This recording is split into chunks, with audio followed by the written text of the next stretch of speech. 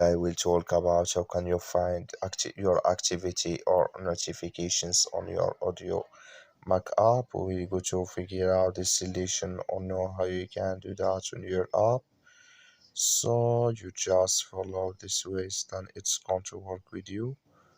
So all you have to do, so you just go above here, click in this sign here.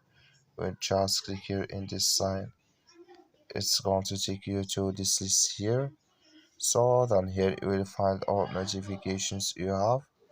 I have here no notifications, but if you have it, it's going to show for you here in this list on your audio Mac app. So that's all you have to do here. I wish know you I get it. So that's all. Thank you for your watching. Don't forget to support us by like and subscribe.